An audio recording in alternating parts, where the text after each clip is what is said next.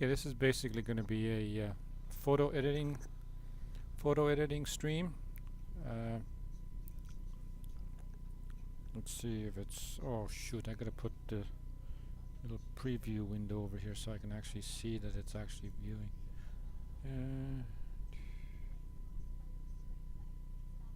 Oh crap! I gotta change my screen color. Where is that? Okay.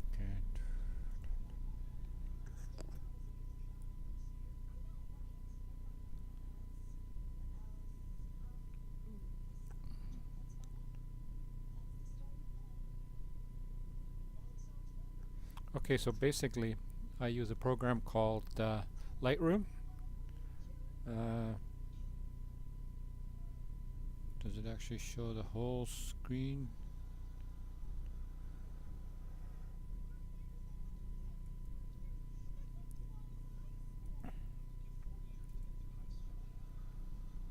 Lightroom on the screen. Basically with Lightroom you can create libraries of photos, and it thumbnails all the photos for you.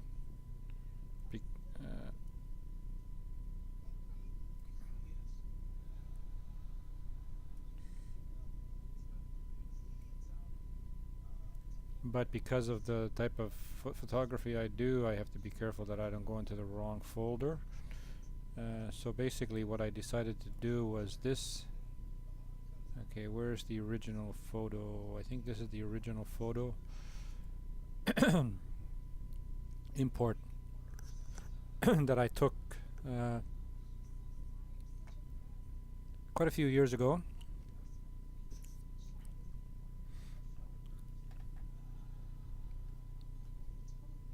Oh, wonder if that background, I don't know. Does the background music or background sound from my TV come into play here or not? I don't know.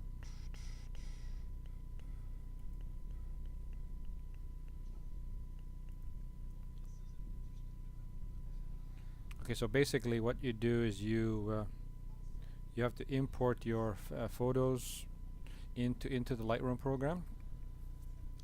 And then once they're imported, you can see here that the date when I actually imported the photo. This is how the photo was taken in camera,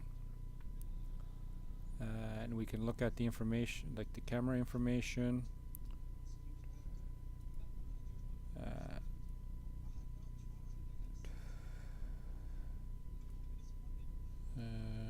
Actually, where's the camera? Okay, actually, we can just look at it over here.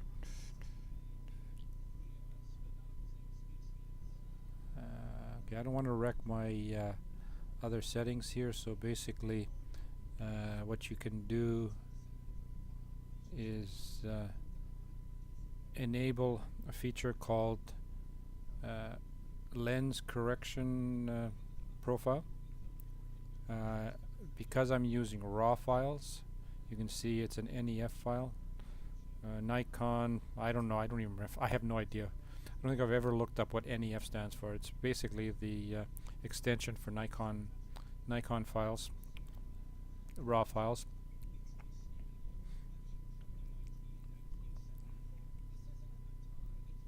If you go into the library, you can actually see the information about the photograph. Which one is this? The one? I think this is the actual file. Metadata. You can see that it was taken in November 2009 with a Nikon D300 camera using a 16-85 lens.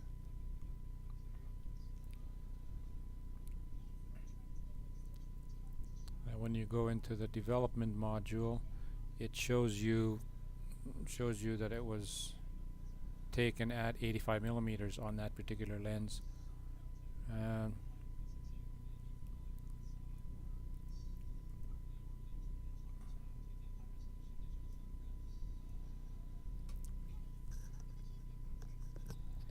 and here you can see the information about the actual picture. It was taken at ISO 200 at 85 millimeters and an f setting of 16 and a shutter speed of 125th of a second.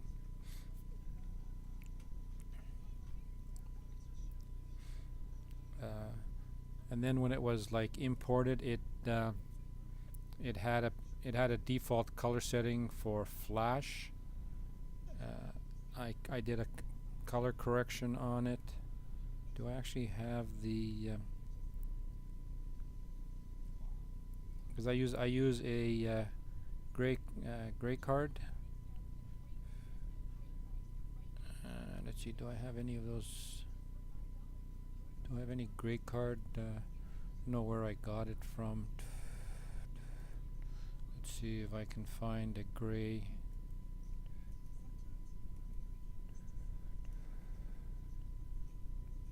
Gray card for this particular. Oh, actually, I do have a gray card for this. I have to temporarily switch to a different screen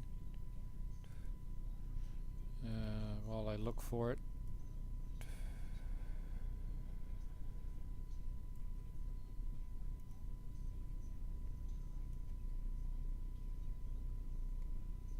Okay, let's see, where's my color correction? I know what I can do. I just realized something. I have a feature. There's a feature in this program that you can just tag your photos that you wanna work with.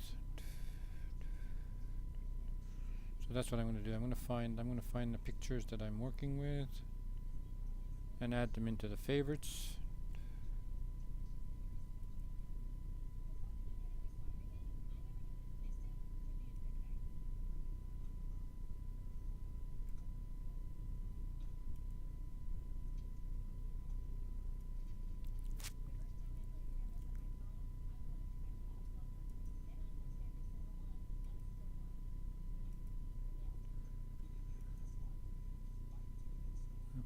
Okay, there.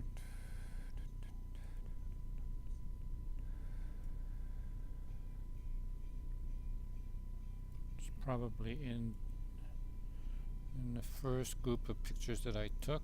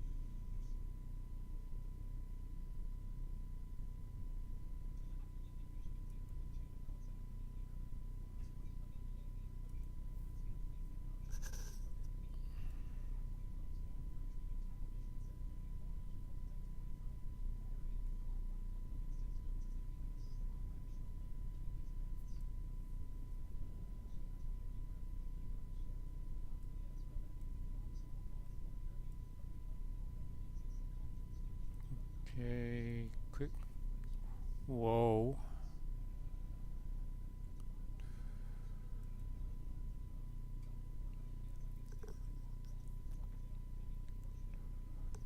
Got way too many quick photos in here.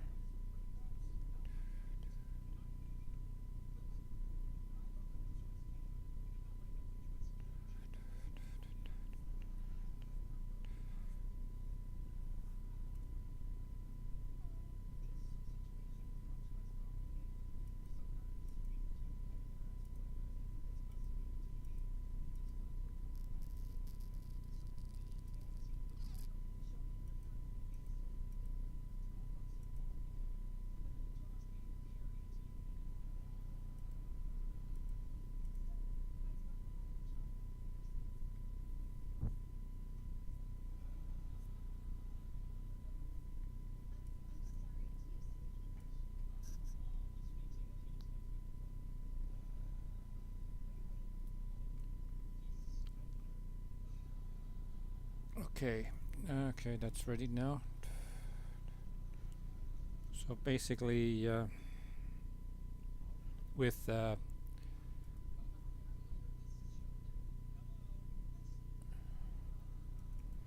this is what I used. I mean, I don't remember when I started using a multicolor uh, color checker passport. I think it's called. Uh, I'll discuss it in another stream unless I can find a picture of it. Basically, this is a gray card, or it's actually a I can't remember what they call this thing. A three-tone card. Okay, that's what they call it. Three-tone card. It has a white square, 18% gray, and a black square. So basically, what you do is you pull that into your photo editing program, and then you go into the development module, and all you basically need to do is I'm going to go back to the original imported mode. You'll see that it's when it's in the imported state, it's not a bad picture, but it's not color corrected. So what you need to do is, in the development module, you got to use the under the basic subsection, you got to use your white balance selector, and then basically all you need to do is go in with the eyedropper into the find a nice spot on the gray section, and then when you click on it, you can see instantaneously that it corrects the picture to match the balance. That makes the color look good in this particular picture. I'm gonna just highlight this with purple so it's the same as my picture, and then that's the TIFF.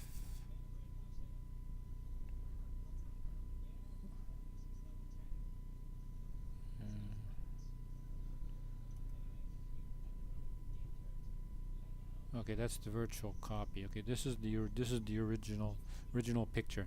So what you got to do is from the picture, like of the color balance, the correct color balance, you have to copy the color balance over. So you need to I always forget which one it is here.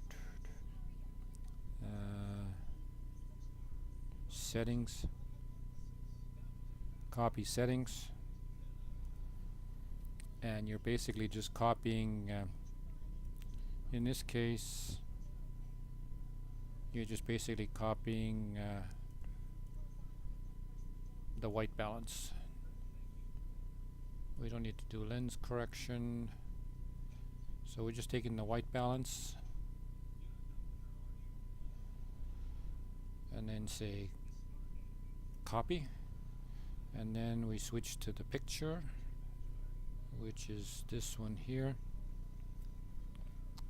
It's basically gonna do this when we paste it. But what I'm gonna do is I don't want to lose my settings, so I'm gonna go here, and then I'm gonna just paste the settings. Paste settings from. Okay, so I'm just going to check quickly if that. Can I actually.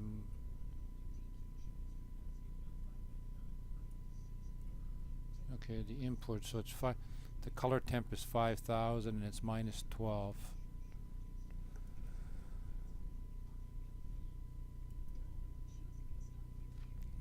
I mean, it varying by 100 doesn't really do much. damage to the color, because like I mean it depends on where you clicked. Oh, it's Brad Jones. Oh, it's I used to go to a photo studio it's I mean I live in Toronto, so at the I think at the time can't remember where I was actually living at the time, but there was a photo studio downtown Toronto that would basically they would hire models to come to a Photoshop photo shoot, and then a bunch of photographers would show up, and then the models would be there, and then we would take pictures of the models. Personal information about her. I mean, I'm not sure if I can even say her name. I'm not. I mean, I have full rights to the photo, but not necessarily to be able to, because I've never actually streamed this kind of content before. So I'm not gonna use names unless I use a model that I know is using social media, because I have some models that are on social media, and whatever name they use on their own social media, that's, I mean, I can use those names. But this model was very very secure about her information. I don't even think she had. I think the only thing I ever got from her was an email address. Because I mean, most of these models are like beginning models. They're beginner models for these particular type of workshops that we were at. So basically, what you do is you paste the 18% color balance. Okay, so then it changes from this to this. Okay, and then what I do, like you'll notice that the picture, the model is at an angle. Well, actually, the model is not at an angle. I'm holding the camera at the angle, so her head goes into the corner. Because I wasn't sure how close to the corner I wanted her, I left a lot of extra space, because you could just do the cropping. You could do the cropping in Photoshop. You can see here I tweaked the cropping to bring her head into the corner. Where's the actual? I think this is the. I'm going to show you the final product that I after all my edits. Way back then I did quick edits. I didn't do sophisticated editing. Like basically it was just a color balance and cropping, and like arranging the picture. There might have been some sharpening. I'm not sure. I don't remember what I did for this photo. I don't even know if I have the. Actually, I do have the PSD file. I guess I could open it in Photoshop and see what edits I did to it if they're in there. That's what I'm going to do. I'm just going to pull this. I'm going to open this up in Photoshop. Actually, you know what I'm going to do? I'm going to show and explore, and then I'm going to open that in Photoshop.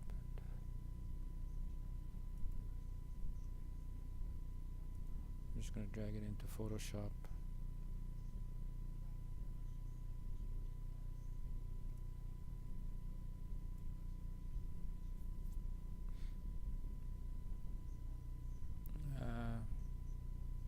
Okay, this actually doesn't have anything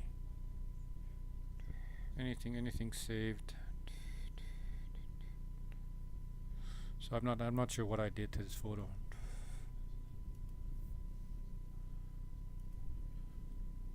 So I'm just going to do it all over again.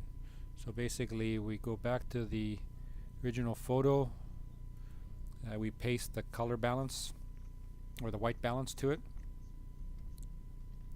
Then I'm gonna do something that I'm not sure if I did way back then.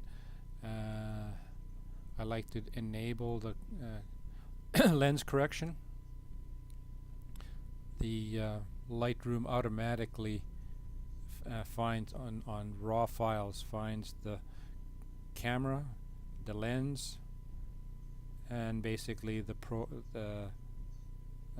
it has the profile for my particular lens because it's a Nikon lens.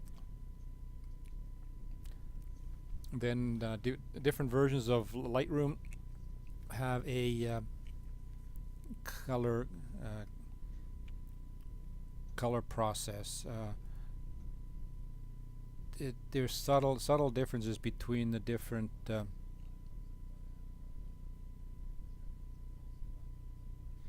okay, this is not. I'm messing up my. Okay, where's the? Is there a? Where's the undo? Control Z. Control Z. I always forget that Lightroom, when you tweak settings, it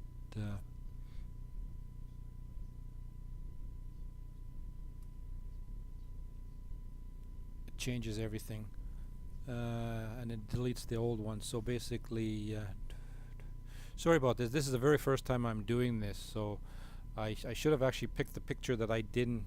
I should actually work on a picture that I didn't edit. So then it doesn't. So then it doesn't mess up. I could work with.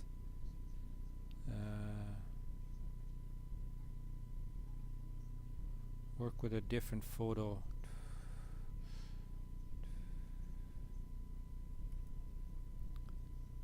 Virtual copy. Is this this is the virtual copy?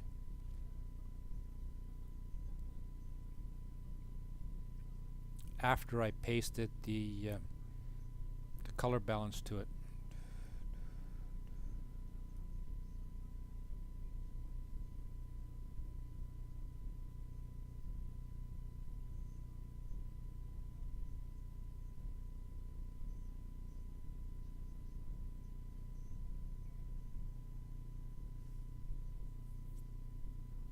Oh, JPEG. I don't want the JPEG in here.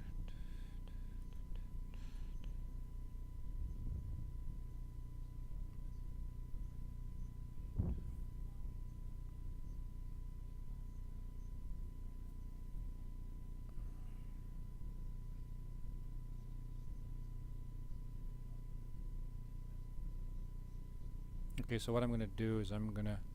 Okay, this already contains the color balance. So what I'm going to do is set the camera profile, camera lens profile, and then I'm going to change to the process for this particular version of Lightroom, which is the highest process version. And then I don't have. Actually, you know what? I do have a 6. I have a profile for my lens, which does a slight tweak of the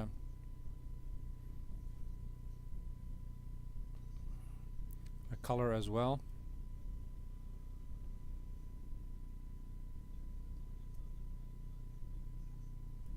Let's see what else. Is there anything else? It's a 200 millimeter lens.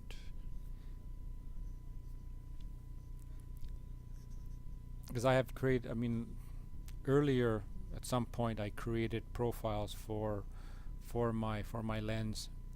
Actually, this how much difference does it make here?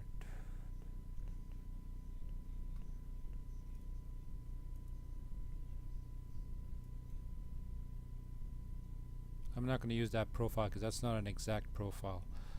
I'm going to pick. Adobe has like different different profiles available, like that you can download from their website, that give you different looks to the picture. But we'll just use the default one for Adobe Camera Raw. We'll use that one because that one's pretty close to what the camera does anyway, with that particular lens. And then what we need to do is we need to crop the picture. So we do the crop, and then basically I'm going to try to create the crop.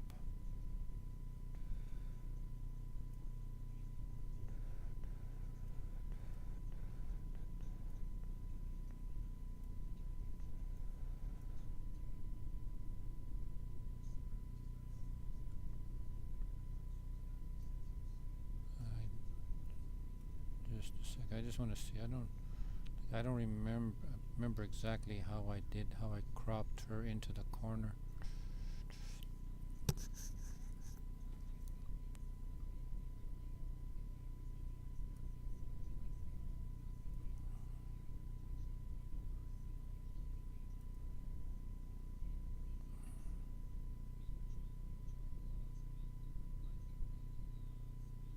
Okay, what I'm going to do is I'm going to change this to blue colors, or no, I'm going to make it red.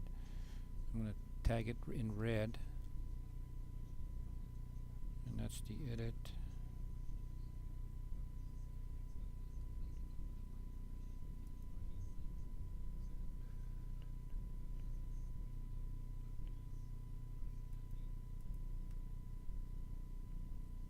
Okay, this one, oh, that's a TIFF file, that's why.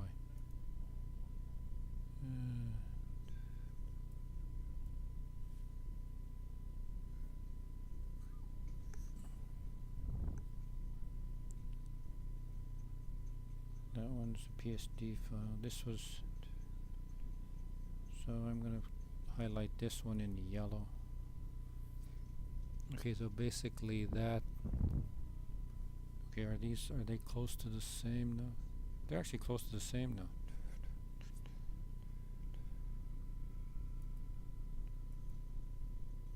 They're pretty close.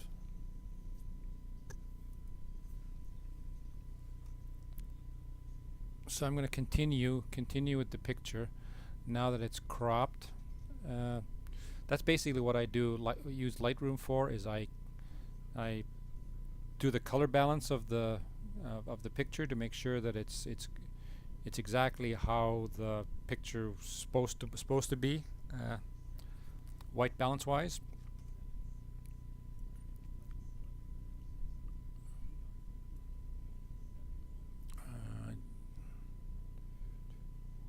I'm just going to double check what I did. Okay, what did I do? Well, then I tweaked the exposure a bit on.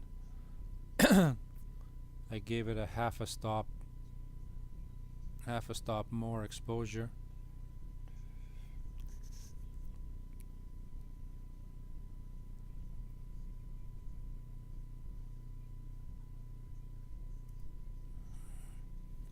So I mean, I could do it here as well, but I mean, it's yeah. What I'm going to do is I'm going to tweak it a little bit. So basically, you can adjust the exposure. You can actually type in a number. So I'm going to just do 0.5. So it's a little bit brighter.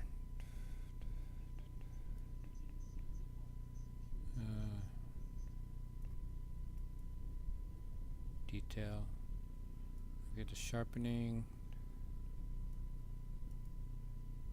Okay, so basically that's what I do. I just do the quick edit like this in Lightroom, and then what I do is I move it into Photoshop for the actual nitty-gritty work. And I always use Lightroom's parameters for rendering the photo. So then let me switch to my Photoshop screen. Turn off the Lightroom.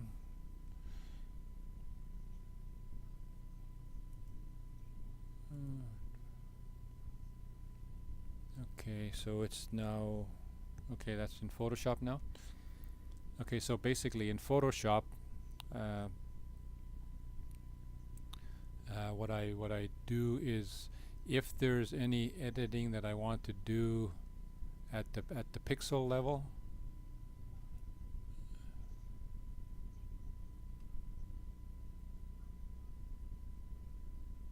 like getting rid of like crease lines in the face, you can do that. You can you know, edit the lips, you know, edit the eyes. But what I usually do is I usually don't do much editing in Photoshop. I mean, you can take, you know, get rid of like stray hairs and whatnot. But what I use is I use a plugin. It's from Imagionic. It's Portrait. Let's see. Wonder if it's going to open up in. Wonder if it actually shows up in the stream.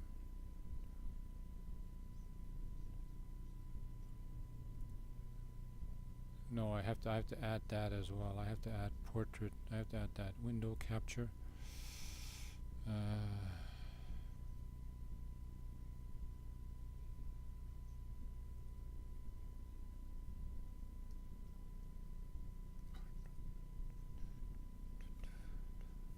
Okay, cool. It's actually there now.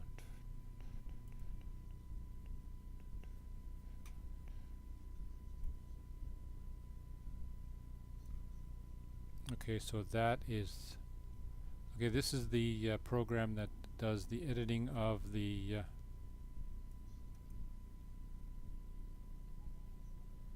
okay, I just want to make sure. Oh, okay, it's going to hide that. Okay, so basically there's different parameters for this. This has presets. Like quite often the default profile preset is usually the best, and what I usually do is I go to like 50% or more. Actually, this, okay, because of the screen size right now, okay, when you put the mouse on top of the picture and you click, it shows you what the original looks like, and then when you release it, it shows you the enhanced version. And you can see that I mean, it cleans up the face basically, and doesn't do much with the hair. And then you can, in Photoshop, I'll show you how to isolate the different components to make the, you know, like different parts of the face don't need as much enhancement as like the skin does. So basically, looks like for this particular picture, looks like the default is probably good. I always like to go like super aggressive just to show the difference. Okay, this one is the highest smoothing. And then you gotta enable use mask, enhance on mask only. The before and after pictures, actually you can go split screen. I don't know how that's gonna look on here though. Okay, if I increase the size of the window, how does it look like in?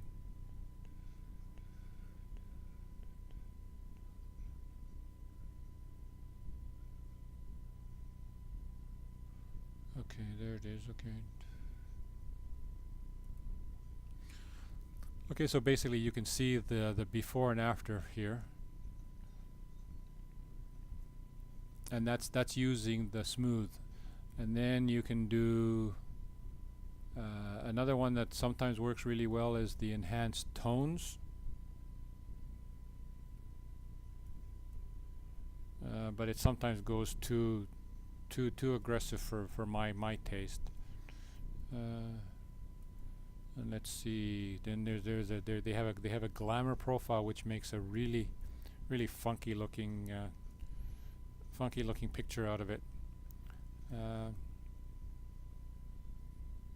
And then of course you can manually tweak all the parameters if you like.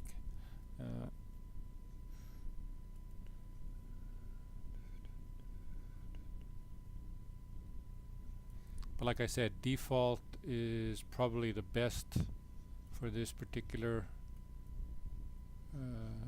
Okay, now I have to go to default. Default seems to be the best one for this particular face.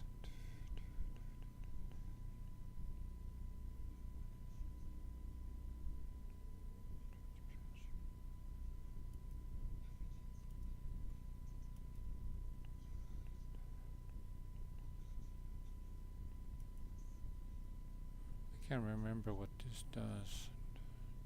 Okay, use mask.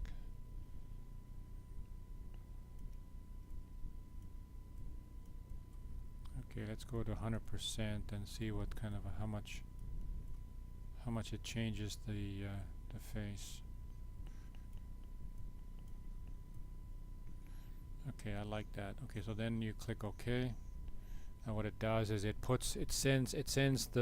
creates a mask. This is my very first creative.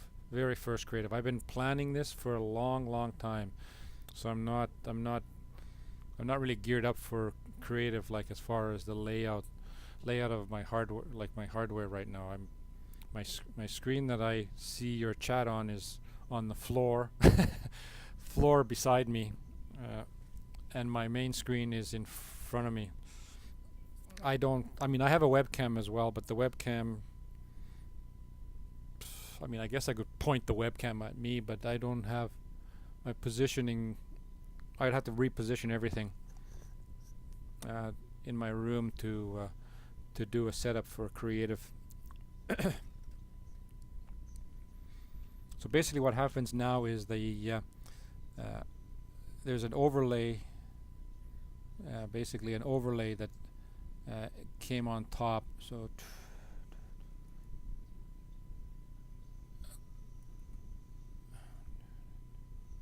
oh, you know what? It didn't. Oh, shoot. I did it wrong.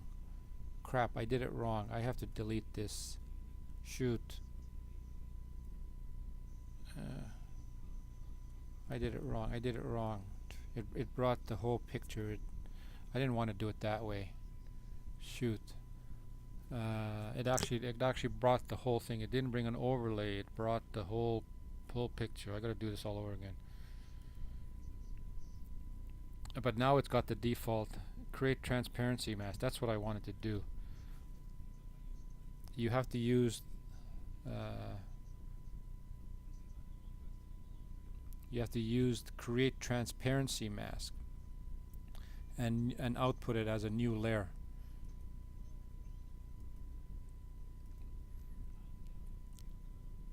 Use mask, and then the default settings. Okay, then click OK. Yeah, now that's more like it.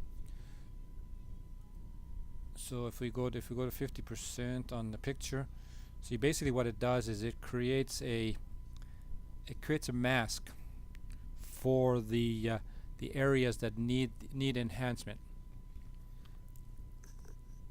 Let's see. Okay, there it is on the screen. You see now that it the cool thing about this program add-on is that it automatically picks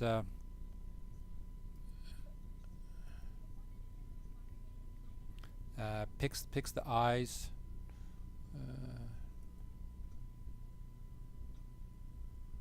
hardness,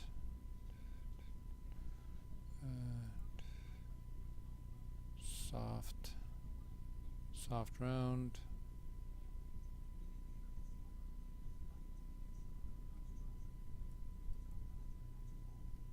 And what you do then is you unselect your original photo, and what you got to do is you have to certain parts of the face need to be completely like the enhancement has to be completely taken off them, like the eyes and the lips. So basically what I do is I go to 100% or greater. See, it's already, I mean, it's like the eyes are almost already taken out, as you can see the checkerboard pattern. But what I do is I take out all the enhancement to the eyes, so there's no that plugin doesn't enhance the eyes at all. So basically the eyes look exactly like they did in the original picture.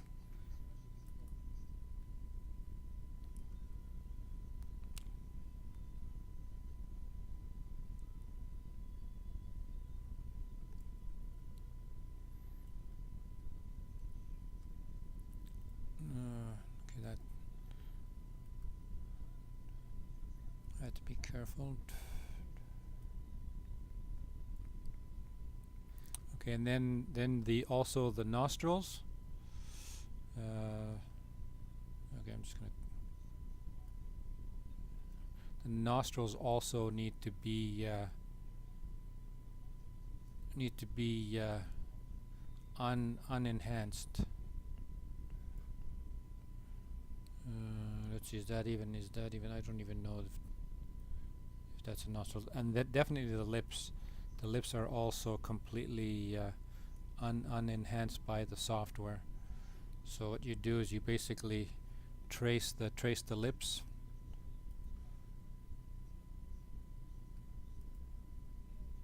Trace the lips to remove the software enhancement on it. And this is only happening on the layer, the enhancement layer.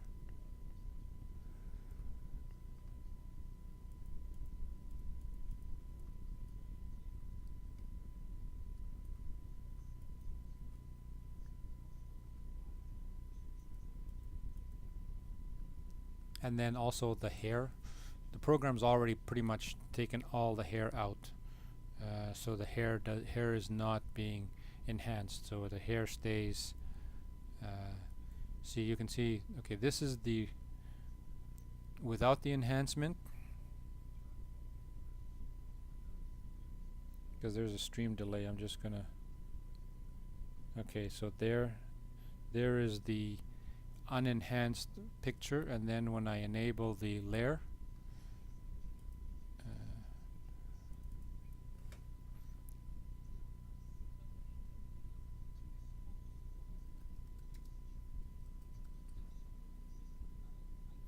I'm labeling it enhanced layer. And then what I usually do as well is okay, this picture photo has been sharpened, but what I usually do is I create a duplicate layer,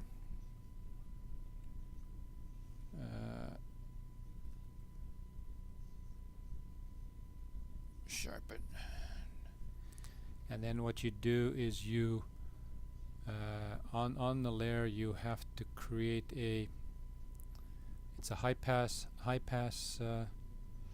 filter on it. I usually go, I mean the radius is usually around 2 or 5. Actually, you know what, I could probably try 5. I could try 5. What is it? Is this okay? Yeah. 5.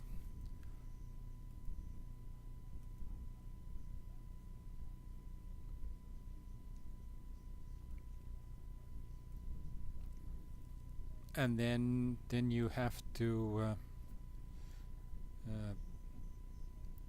no, not that. You have to set it as an overlay. So basically now it changes the it sharpens the picture. You can see, okay, the easiest spot to look at is the eyes. So basically now the eyes are sharpened,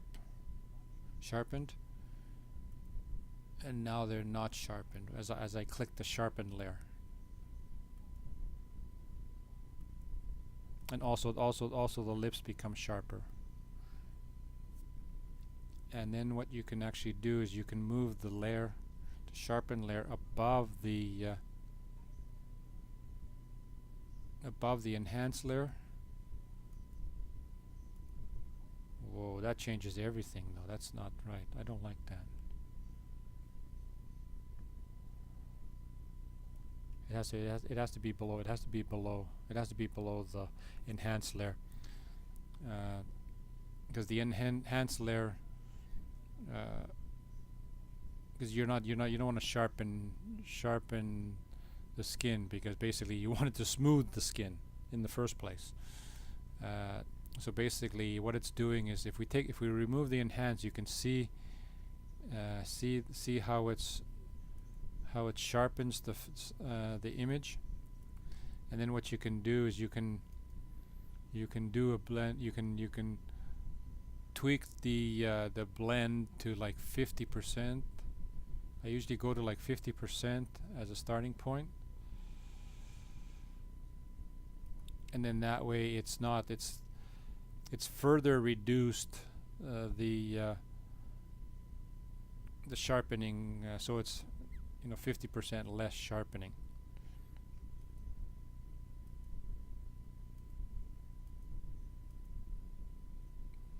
And then you put the enhancement layer on top, and you'll see because the enhancement layer is not doing anything to the eyes or the lips. That means that the sharpening is affected 100% of 100%, like whatever setting it has.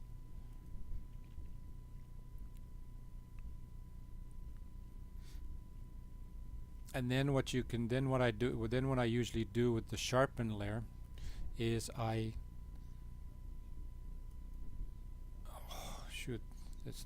can't do it that way. What I usually do with the sharpen layer is, if you don't want the lips to be sharpened, what I usually do is let's see, how can I do this? I can't remember how to set it so it shows up in gray. Shows up as gray. I think if I go to here, I know what I can do. If I take it back to normal, you'll see that it's gray. What you can do is you can erase the sharpening effect on the lips.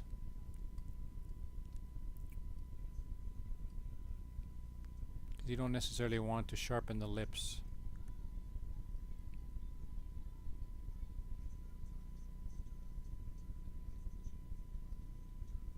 So basically I'm removing the sharpening effect on the lips.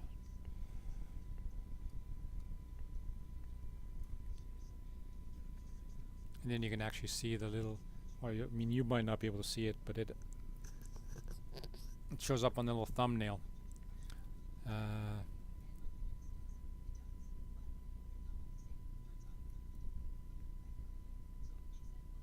Because that is the sharpening layer only. You can see that the lips are totally removed from the sharpening effect.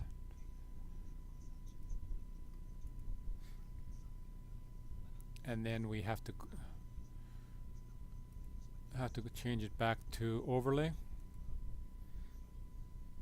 And then you can, if I toggle the sharpen layer now, it doesn't. There's no change to the lips. The lips stay the same, so they don't get sharpened at all.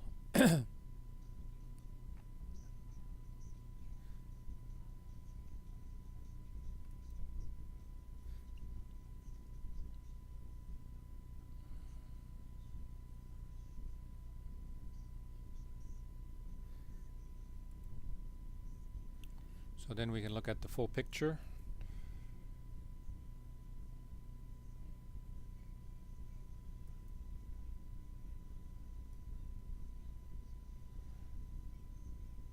So there is they're basically the finished product. I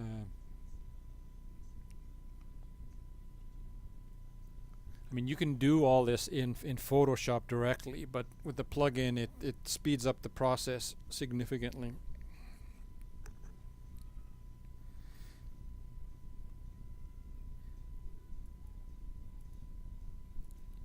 And then back to 100%, we can look at the and then the hair. I always like to have the hair sharp, so it's like what I sometimes do is I remove all the enhancement. I erase all of the, so it doesn't do any smoothing of the hair.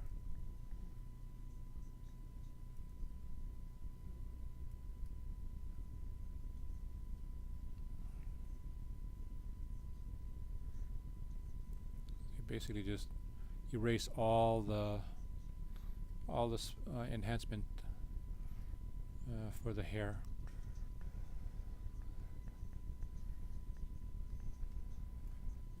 You can go larger. You can go to a larger brush, and I sometimes put I do it like this so I can actually see the hair. And then I just brush all the hair with the eraser, and then you can just double check to make sure that it's erasing.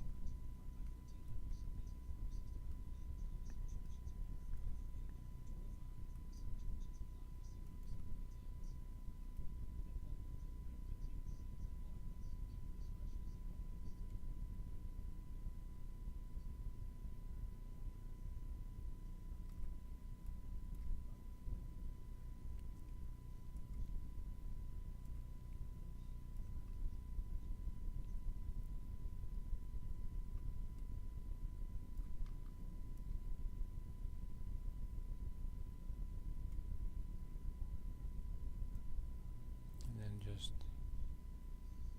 check to make sure that it's all the hair is removed. I mean, this is an optional step that I sometimes take. I mean, if I'm doing a lot of pictures, I won't. I'll let the program do all the work, because the objective here is to speed up the editing. So you don't spend all day editing pictures. I usually do these in about 5 minutes.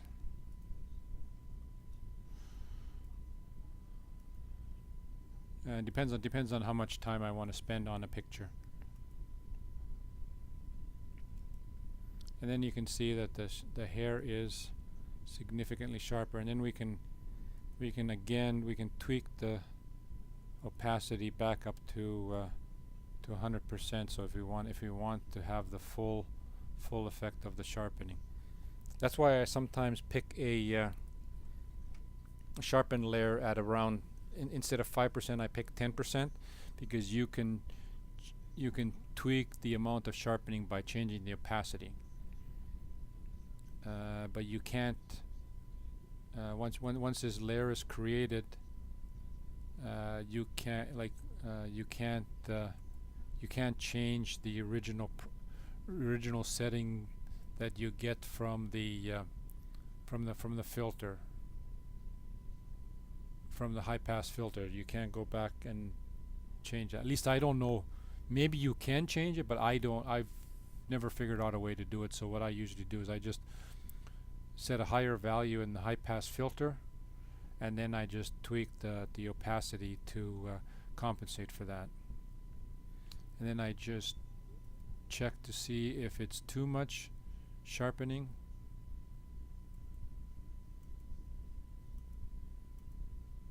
Okay, that's not too much sharpening at all. So basically then, okay, how did I do this?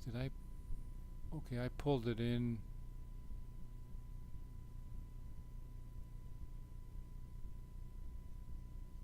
What picked is this?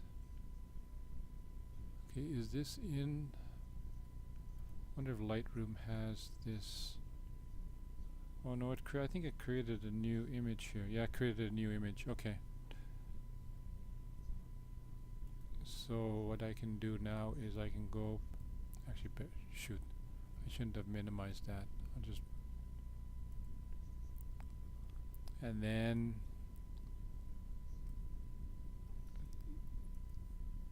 shrink the picture. Sometimes what I do as well is I look at the layer, the enhancement layer, to see how much see how much it's affecting the close, because usually the close you don't want the close to be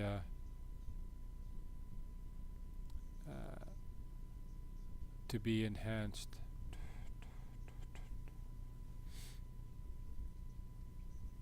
Sharpened, yes, but enhanced, no. So what I sometimes do is I also erase the close, but in this case it doesn't really there's probably not going to be a noticeable effect on it because the software has already done most of the work.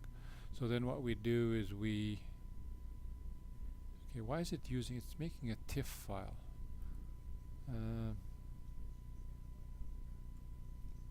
And then I just, if I close this, okay, save it.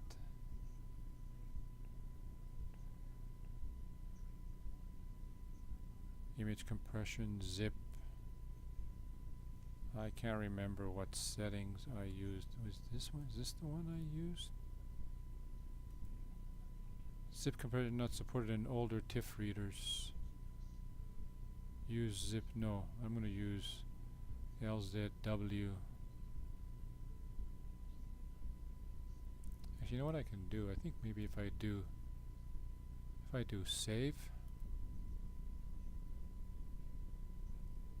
Okay, I'm just using save, so it'll use whatever parameters. I don't have to tweak the parameters myself. It uses whatever parameters are there. Okay, it's saving. Okay, it's done. And then I just close that and then go back into Lightroom. Turn Lightroom back on. And then we have the photo in Lightroom now. And then what we can do is we can copy one. Okay, where was the original? I think this was.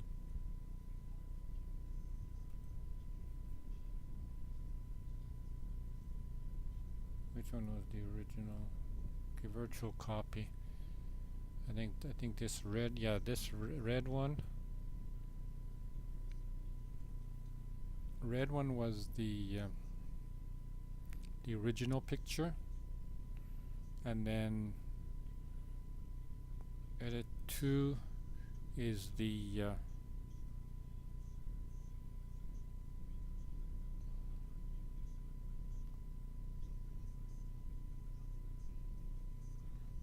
okay, I'm just going to double. I think that's the one, because this one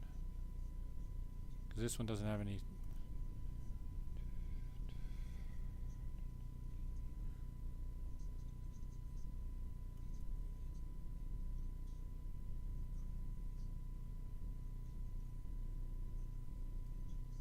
Oh yeah, the crop. Oh yeah, what I did was I didn't completely crop this particular uh, picture. So what I'm going to do, go back into the development module, and then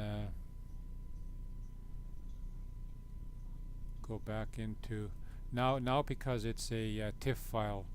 It works differently in Lightroom. The crop.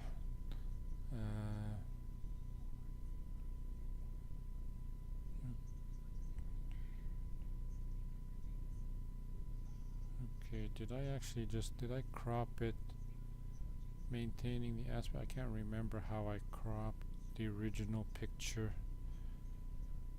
Did I crop it like that?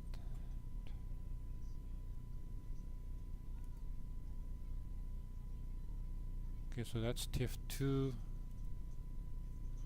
Yeah, so it's rough. I mean, it's roughly the same. I mean, it's as close as I need. Okay, this picture was not edited in, most likely was not edited in Photoshop. I probably wasn't using the Photoshop plugin, the portrait enhancement software.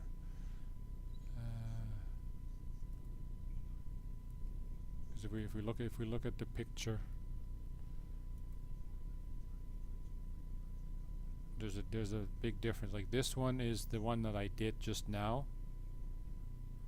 and then this was the one I did a long time ago.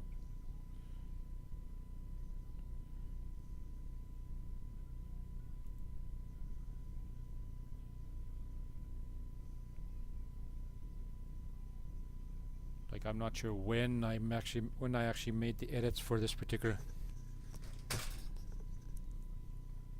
Whoa! What the heck? What just happened? Why did it do that?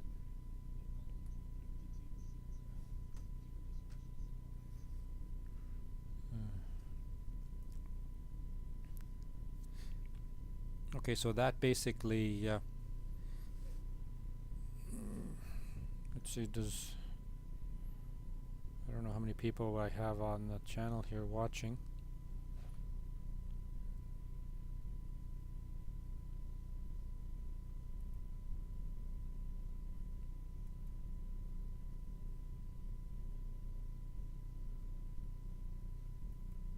Okay, we got more people.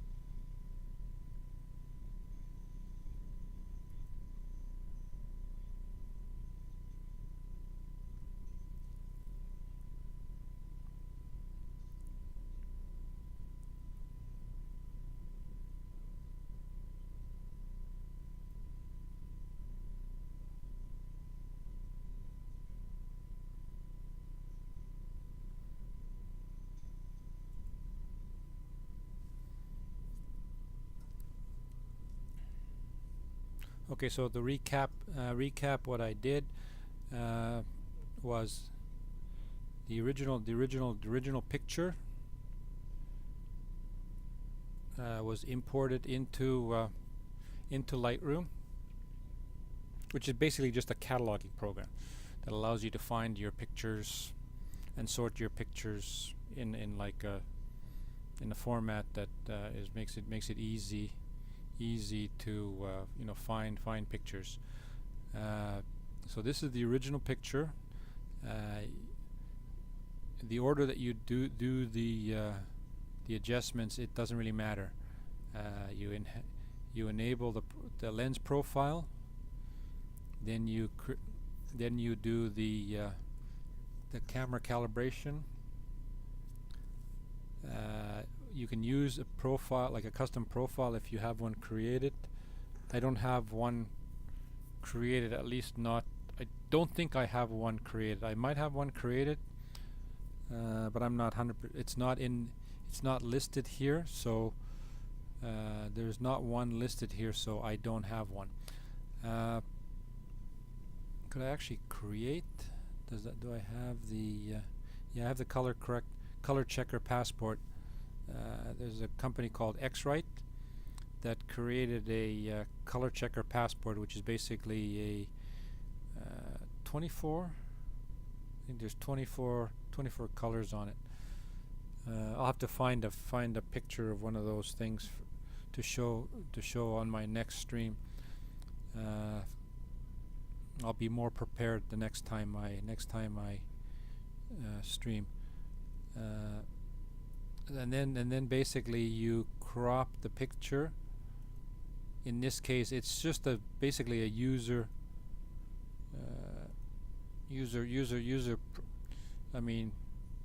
creative decision to put it into the corner like that, and then tweak the exposure if you want to tweak the exposure. Usually the exposure doesn't need to be tweaked if you took the picture correctly in the first place. But because I'm not in my own studio when I took this picture, I don't always have enough time to tweak, get everything 100%. So then I just tweak it. Considering that I only had to tweak the exposure by a half a stop, I consider that pretty good.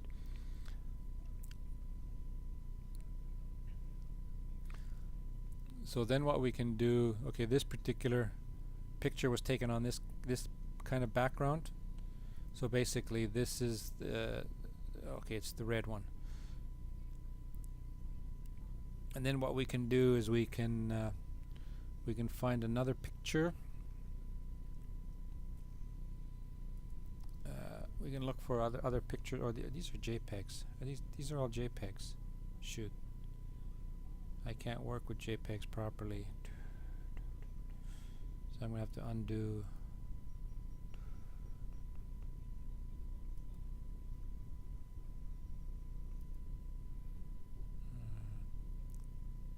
Because I work with raw files, JPEGs.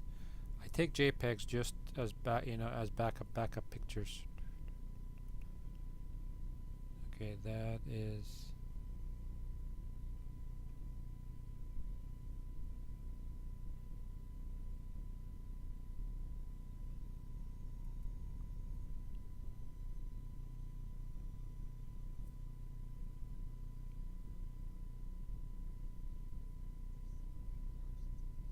Okay. Okay, why is okay? That's edit. Oh, this is a PSD. This is my original PSD file, and that's the other PSD file. Why is this thing doing TIFFs now?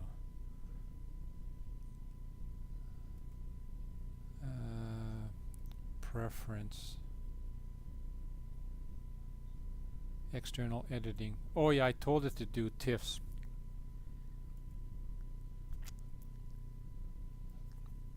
That's why I'm gonna have to switch back. I'm gonna have to switch to resolution. I'm gonna set the resolution to 300.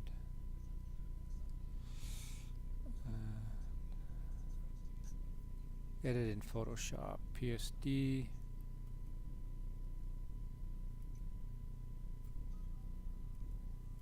(16-bit).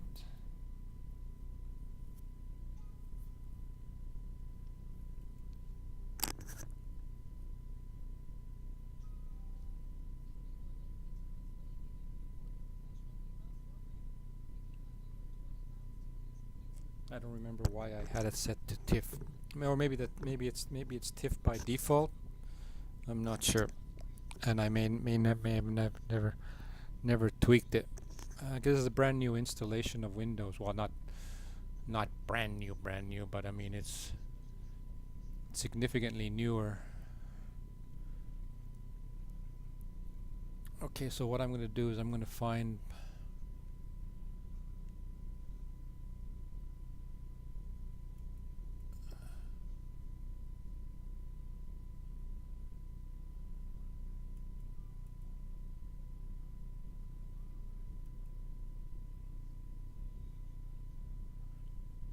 Okay, I'm gonna find another picture if people are interested in this or not.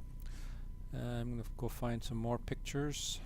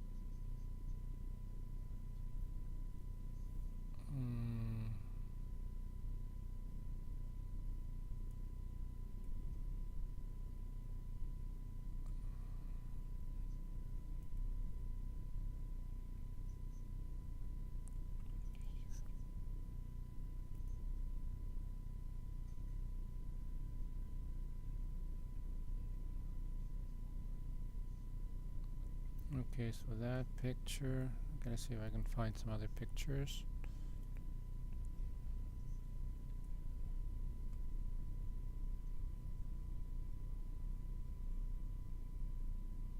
That I can actually use.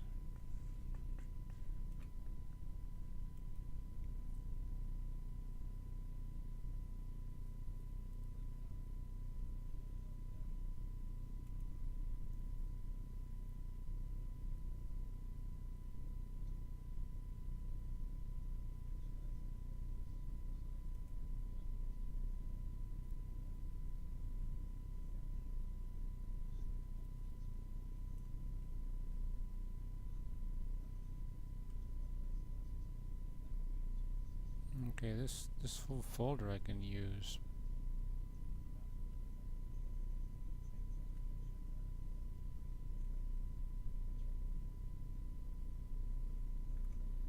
I can use that whole folder.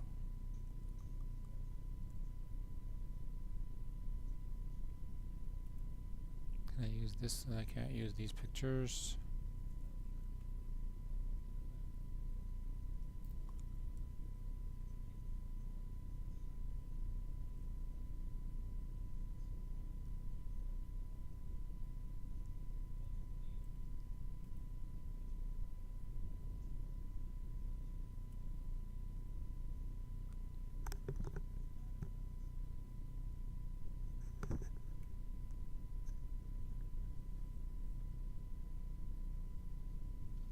Five, 7, 3.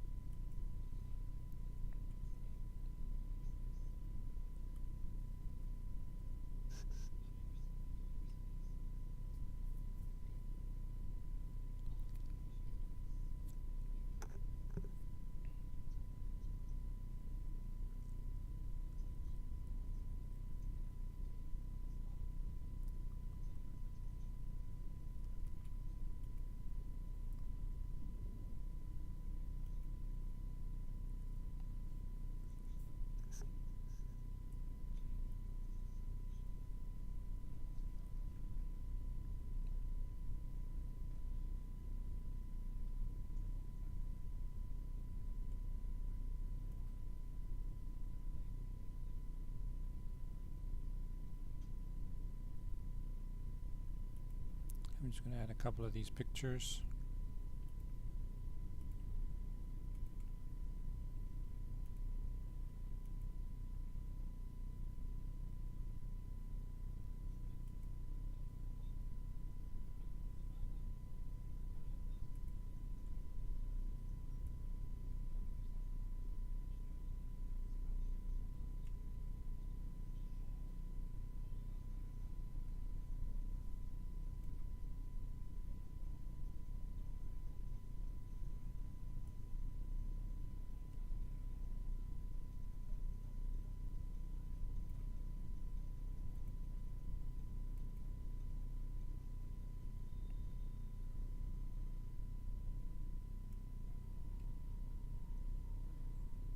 Okay, let's go to quick.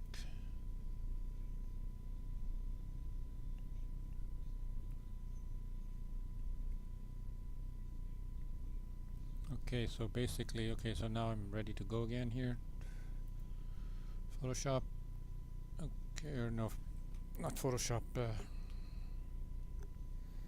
Lightroom.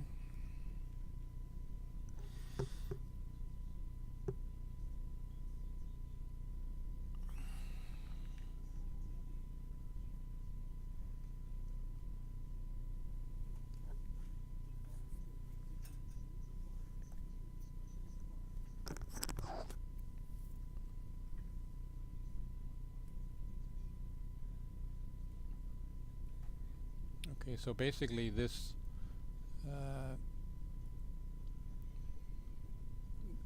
okay, I'm going to show you how the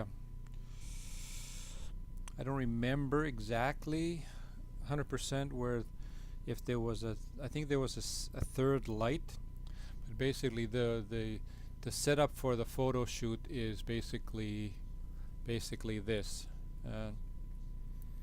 The two strip lights in the back,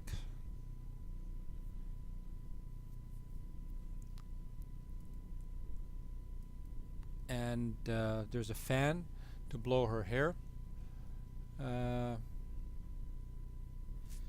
there let's see, is there,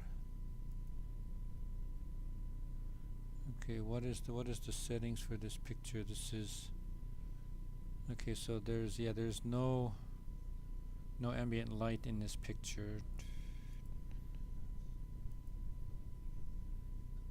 Okay, there's a round, so yeah, we have a light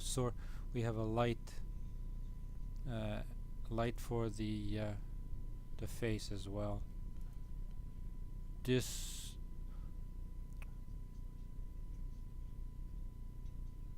okay, I took this picture with my camera. Okay, does it say? Yeah. Okay, so I took it with the Nikon.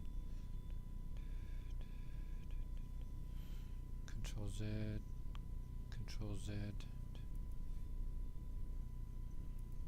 Oh yeah, the white balance paste.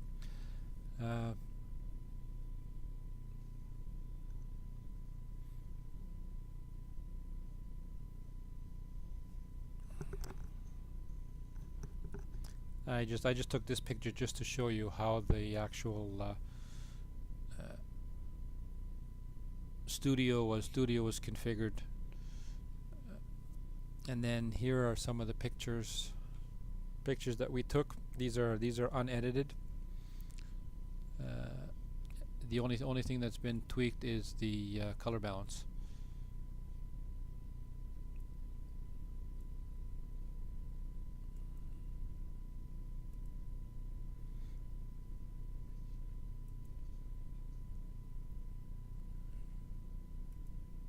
And then there's like different poses, trying to get her to do, hold her hair.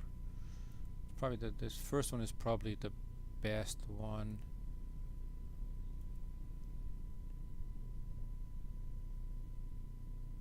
It's hard to describe to the model how to do it.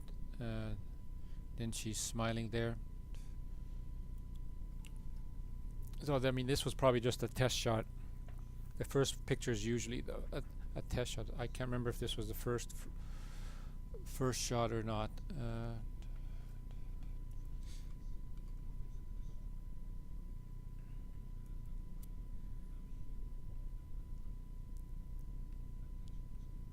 So basically we can like look at the picture again here, and you'll see that it doesn't have any enhancements done by the enhancing software. So then what we can do is we can go back into Photoshop,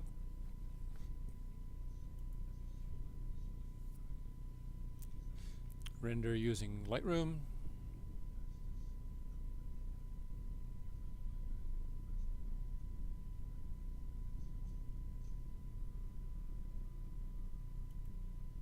and then bring up the Photoshop layer,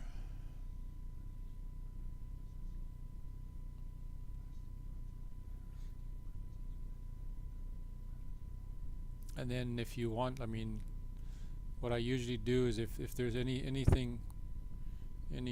flaws that you want to get rid of on the face before you bring it in, it's always best to take care of the flaws first.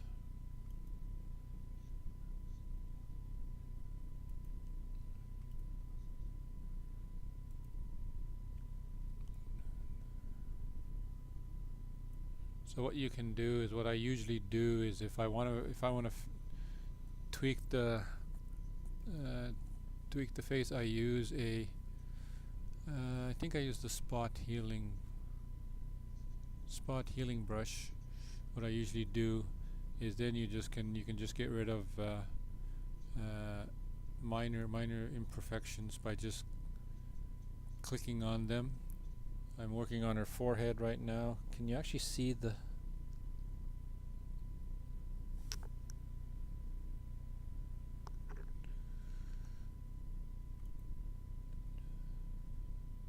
And what I sometimes do is, if they have freckles or whatever, you can get rid of those as well.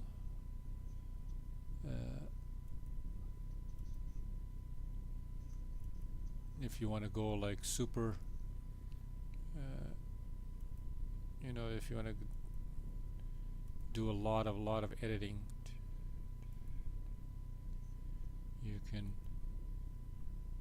tweak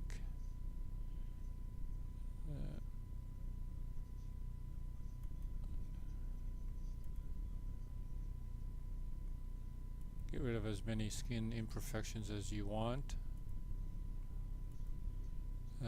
The plugin takes care of a lot of it as well, so you don't really need to do this. But sometimes I like to do it. And then you can get rid of, like, if you wanted to get rid of like a hair. I usually don't bother with the little, like, the single strands of hair. I mean, if you really needed to, you could get rid of them, but I usually don't bother. I find it to be just too much work.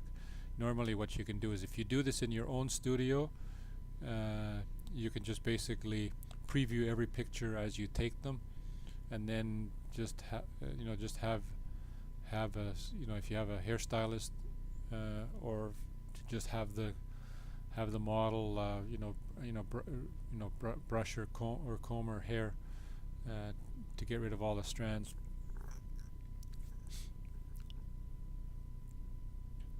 And then what you do is you bring it into the portrait program.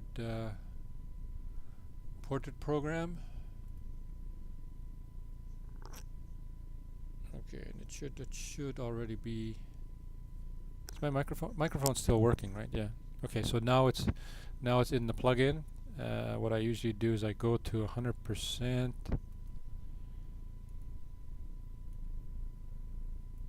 So you can see how oh shit, my microphone's too close. You can see okay, I'm just gonna go like this. I'm just gonna put the full face on there and then toggle it back and forth. You can see how it enhances the face. And it remembers the parameters from the last time we were in here, so you don't have to You don't have to keep retweaking the settings. In this case, we can go aggressive. It doesn't change. It's a little bit more.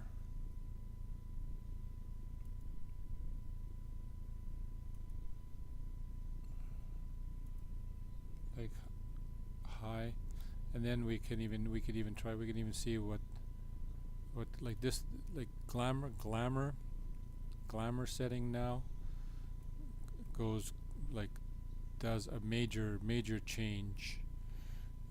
I usually don't like using this one because then it's less natural looking, unless this is what you're going for. I mean, if you're going for this kind of a look, if you want this kind of look, then yeah, you can use that. And what I normally do is I normally go back to I undo all the settings, and then I go to back to the default.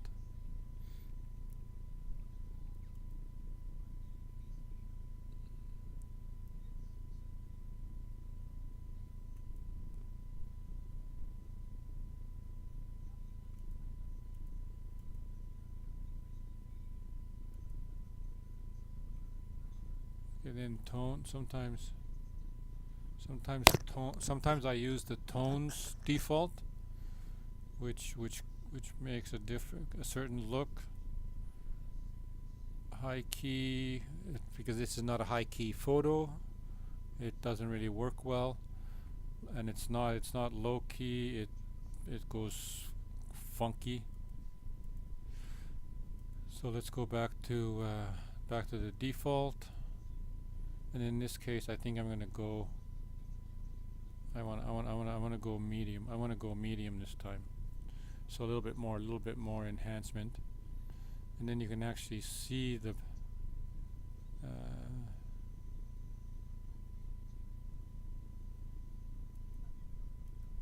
see the mask, how it's masking how it creates the mask.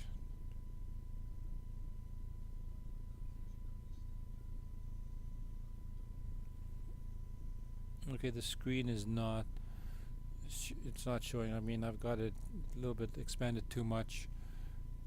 It's not showing the whole screen on the right hand side. If I tweak it?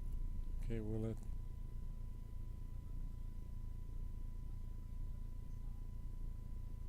Okay, there. I'm just gonna go back to my OBS.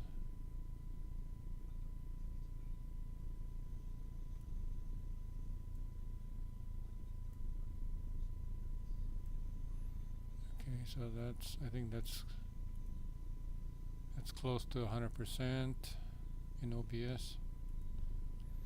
And then once you're happy with the enhancement layer, then you can bring it back into Photoshop, and you can relabel it.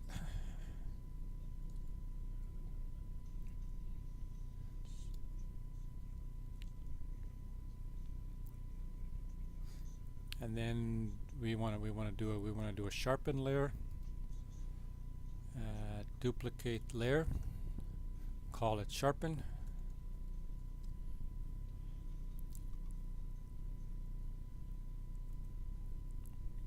and then you create a high pass. And now what I'm going to do is I'm going to go 10%, or like I'm going to go to 10. Okay, why is my numlock not working? Where's my numlock?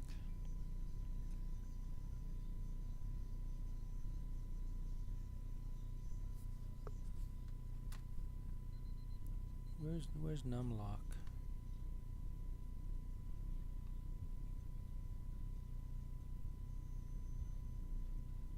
Oh, there's my numlock.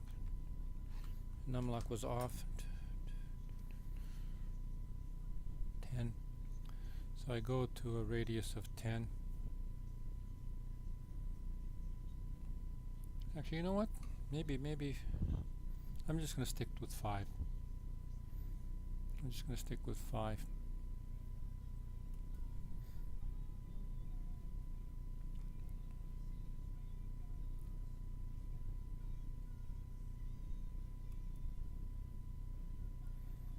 And then, yeah, this is how I did it. This is how I would erase the eyes. Go to 100%, and then go a little bit higher. Then you can just erase the eyes, or like erase the sharp. Actually, no. I'm doing this wrong. Shoot. I didn't want to do that. High pass. It's on this layer that you remove it.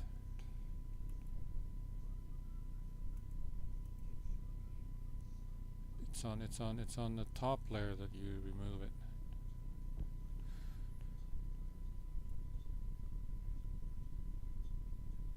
Then you can see that it turns gray.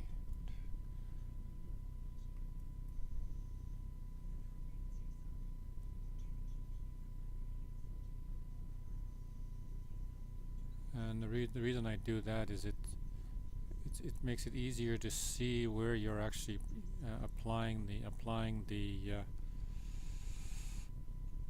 brush.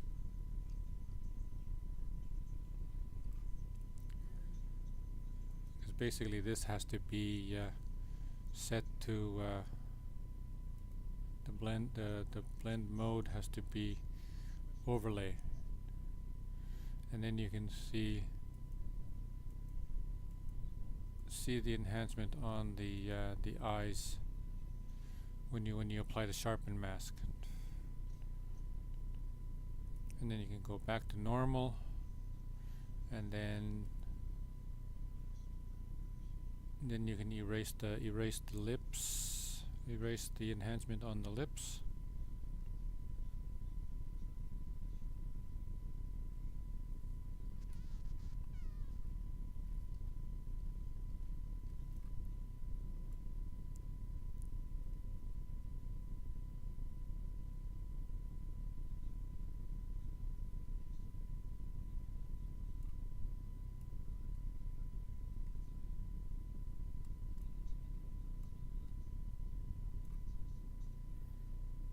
And then even though the nostrils aren't there, I always like to do, if there's any amount of nostrils showing, what I do is I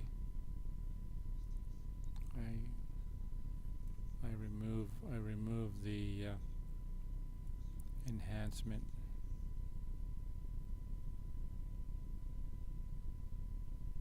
I don't have right now I don't have a mouse, I have a trackball, so. Oh, thanks for dropping by, Mr. Brad Jones. Thank you. So it's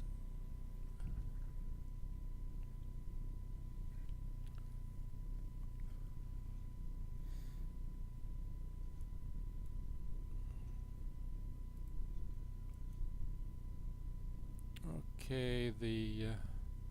Then you can actually do it this way as well, to make sure that you've got the lips done properly. But I usually like to have the image there, so you can actually make sure that you've got the exact. Whoa! What just happened? Oh crap! What happened? Oh shoot! What did I do? What the heck just happened? Wow. I must have clicked on something by mistake. Ouch. Sorry about that. And then the sharpen layer, and then we have to change the sharpen layer back to an overlay. and then basically the picture is done. You can now do a comparison of the unenhanced and unsharpened, because it makes it look really ugly when if you sharpen without the enhancement layer on top.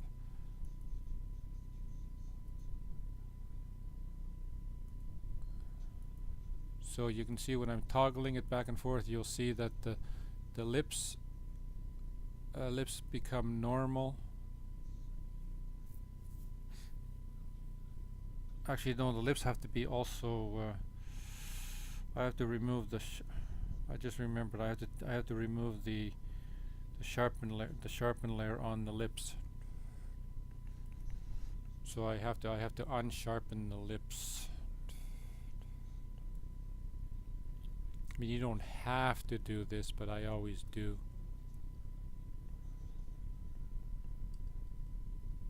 I find that it looks better without sharpening the lips. Okay, let's see if I switch back to normal. Okay, here you can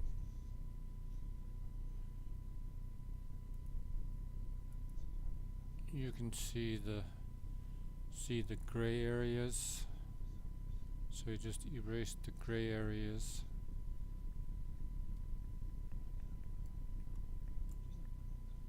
Okay, what the heck? What am I clicking on?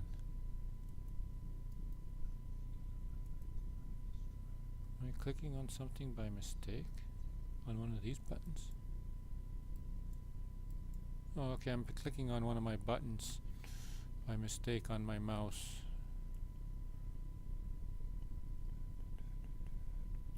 I don't have a proper table. So I can't work as nicely as I used to be able to.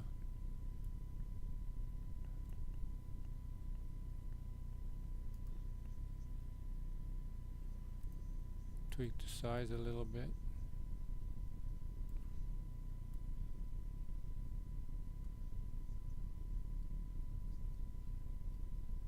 What?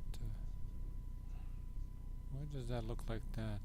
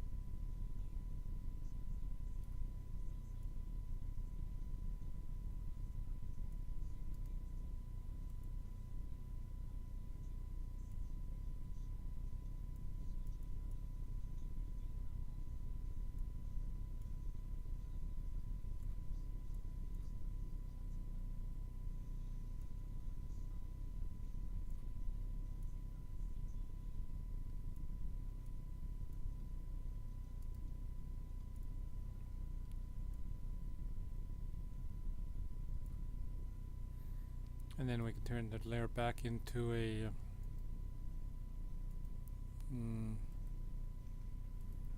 into an overlay.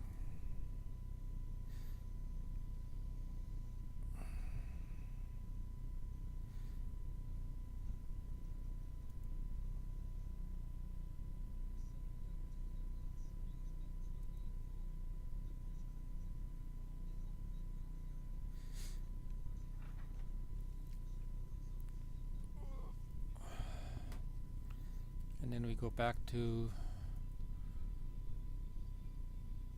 the full image, and then we can just check how the Okay, see the overlay was automatically uh, removing the clothes completely. You can see that it completely removed. The hair is almost completely removed, so you don't really have to go in and erase the hair. I mean, sometimes if you have time, you can erase the hair. Depends on how you want the image to look. In this case, it doesn't, like, it's not going to make that big of a difference. And now you can see, like, that's the original picture before the enhancement, and then this is with the enhancement, with the enhancement layer. And we can just zoom in on the picture, and then we can zoom in even more so we can see.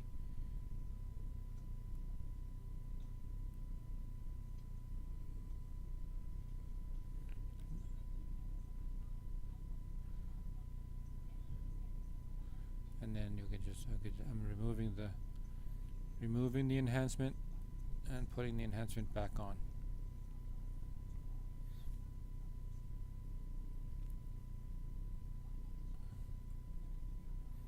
And then we can just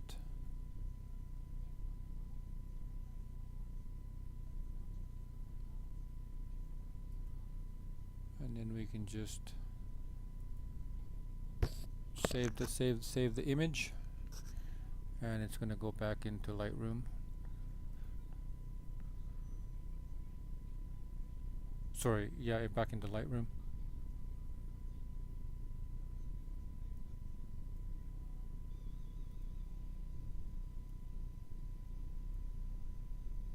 So go back into Lightroom.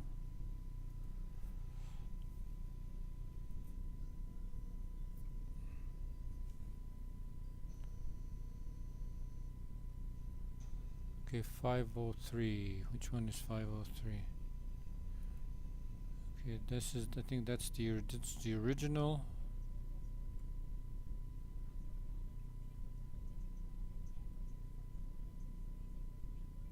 So we can make it, we'll put it green. Put this one green.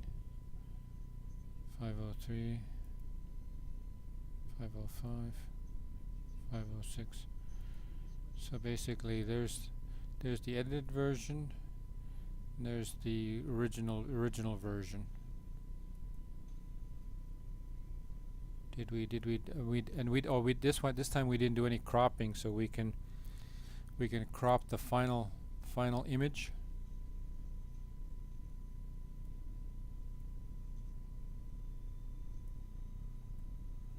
We can crop the final image to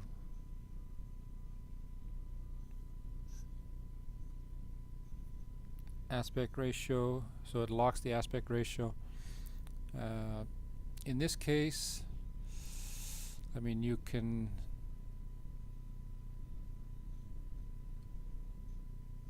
depending on what you're what you're going for.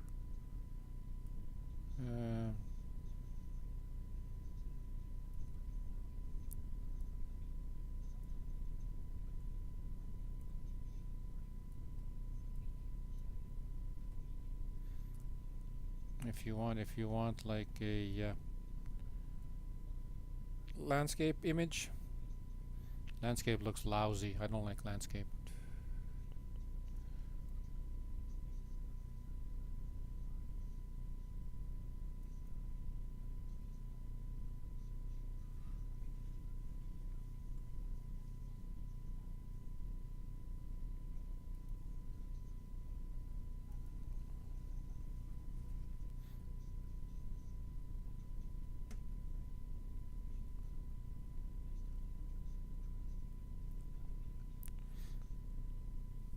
Okay, in this case, there's probably no need to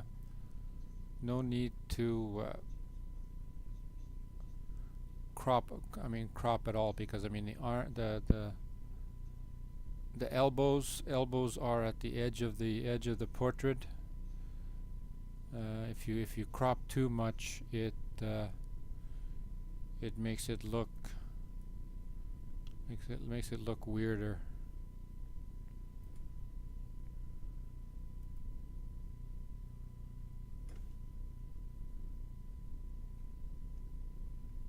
So in this case, the image was captured the way I wanted to capture it.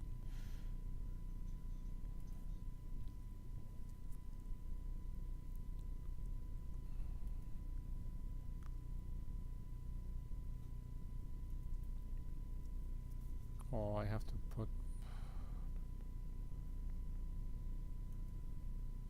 done.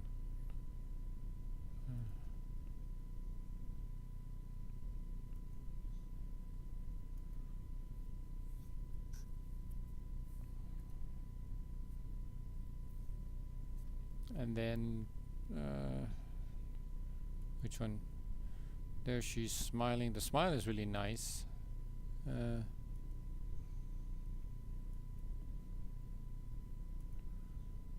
Normally for photo shoots, you don't do too much. You don't have them smile. You don't want to show too much teeth.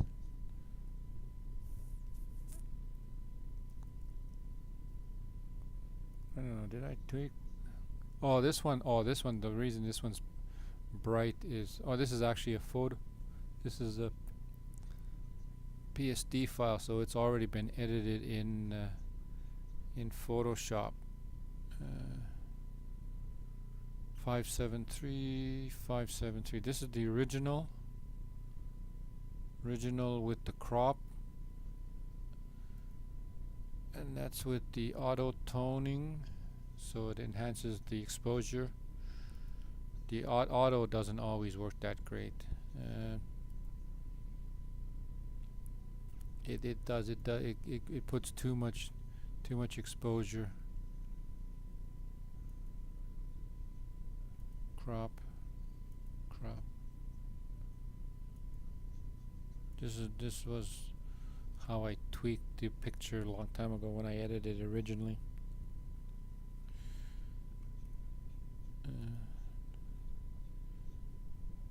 And then there's I'm not much of a portrait photographer, but I always try to do portrait photos every once in a while.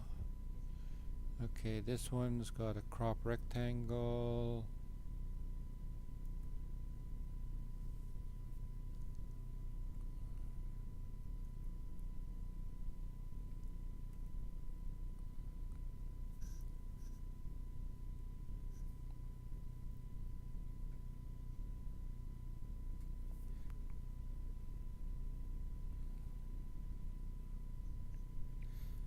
And then we can also work with like full length pictures if we really wanted to.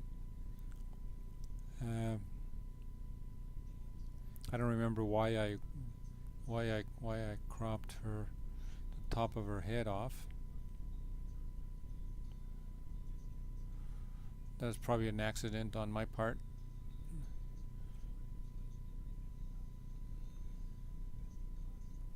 Because of the backdrop is all messed up like this. You need to do background. I mean, if you want to, you need to do some background editing. To get rid of the, to fix the background. But that's a lot of work. I find that to be a lot of work personally myself. I mean, I don't like working on fixing backgrounds, like creating background. I prefer to make sure the background is tweaked properly, but that's how they had. I don't know why it was like that. Let's see. Where's the? Yeah, you can see that. Okay, from this picture that I'm showing you now, that's how it was set up. Really, it was. I don't know why. Why did they put it like that? It's flat on the ground over on that side, but on the floor, but on the other side it's like elevated by the stand.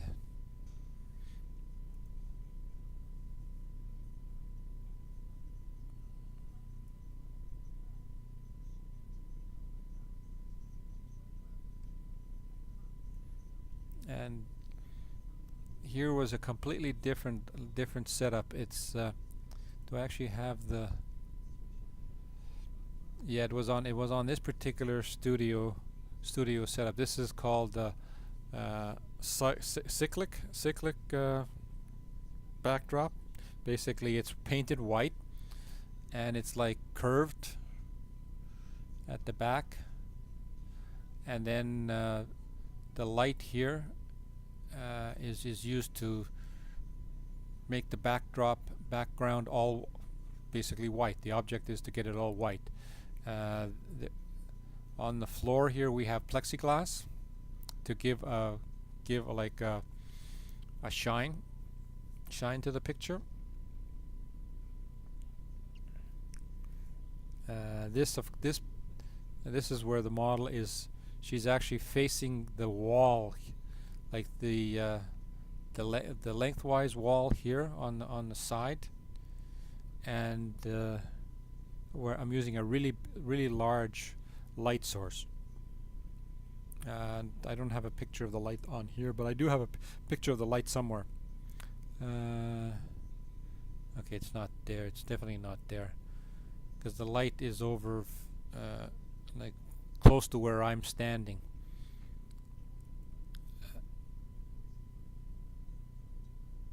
And I didn't have that. And basically, I can't remember how we were doing this thing, how we had it lit up. I probably had my camera set incorrectly. But here what I did was the model's back is to the light, and I'm standing against the wall, the white wall, and the model is against the white area behind the model is the light source. And the light source is, because it's such a huge light, it bounces off the white backdrop. It ignores me. Like, I'm standing there, like exactly where the model is standing, except like I'm perpendicular with the model. But because the light hits the model first, it doesn't hit me anyway, so it doesn't matter if I'm standing there or not. It doesn't change the amount of light that bounces back to the model's face from the white background. And the cool thing about this is that the white, if you see, like I'm like this is the histogram, and you can look at the exposure, and I'm looking at the white here, and it's RGB, is everything is at 100%. Everything is 100%. Everywhere the light, it's 100%. So basically that's as pure a white as you can get. You can't get any whiter than that. That's 100% white. And this is again, originally it was like that because the exposure, because basically we weren't measuring the light. The light was not measured to be taken this way. I like taking pictures that way, so I had to because there's not enough time in these photo shoots, because I only have a short window of about 6 minutes or 5 minutes that I can use to take pictures of the model, and then it's somebody else's turn. There isn't enough time to, adjust the light and everything like that. So basically what I do is I just take the picture, and then I just because I know it's going to be close, then I just tweak it in Photoshop. I mean, basically I'm adding one stop, one f-stop. I mean, yeah, one f-stop is a lot, but considering the type of photo shoot it is, I don't consider it that bad of a compromise.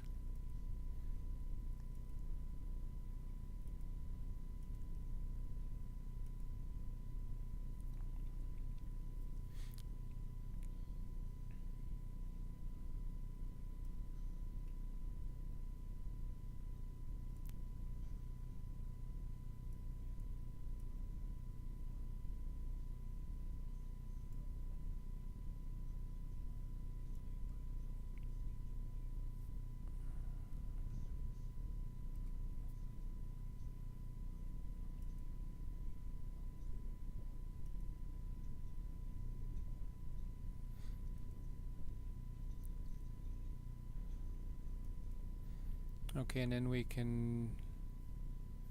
Okay, I'm gonna do one more picture. Actually, how long is this stream been going? It's a 2 hour stream. Hey.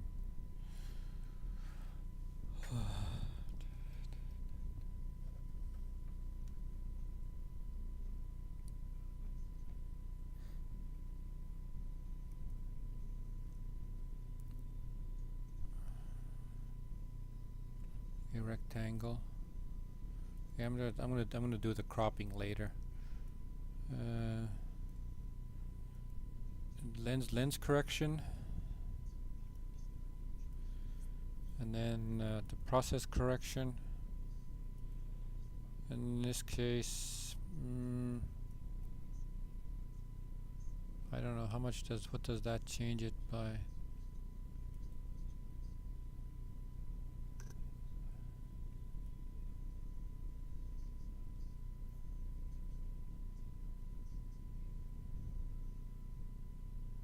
That's not gonna be good. I mean, I can't use that parameter because that's for my own flash. It's not the strobe over there. Okay, so basically this is now tweaked. It's got the. Then we just bring this into Photoshop.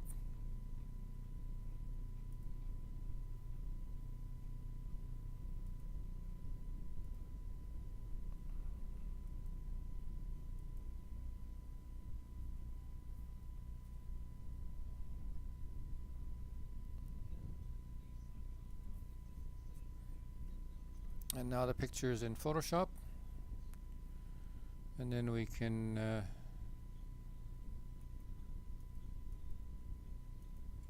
make some. It's probably a makeup glitch or something. I don't know what that is. So I'm just gonna clean that up. And since I'm here, I might as well get rid of the slight skin imperfections. Then I might as well get rid of that hair strand.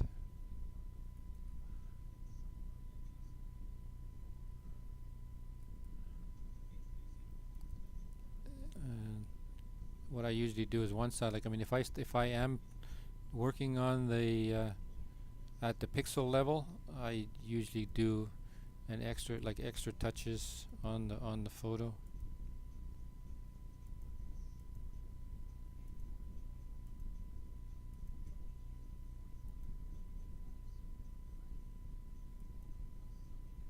Since I'm working on it, I always just go a little bit extra.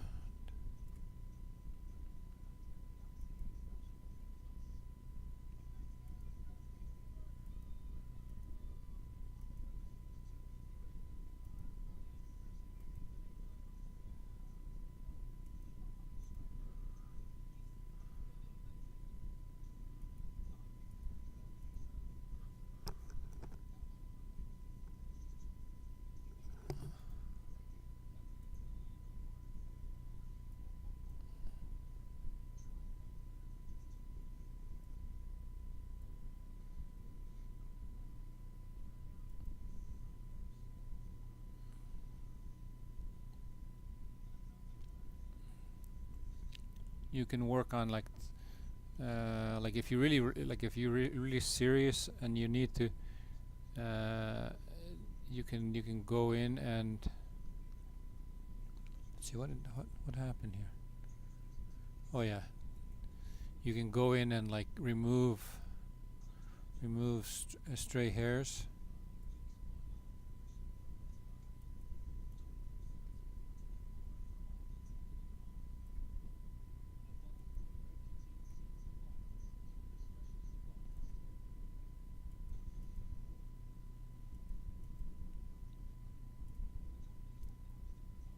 And then like there's a whole like I find that it takes, I mean, I'm not that speedy. I mean, you can get rid of like this hair here if you really wanted to.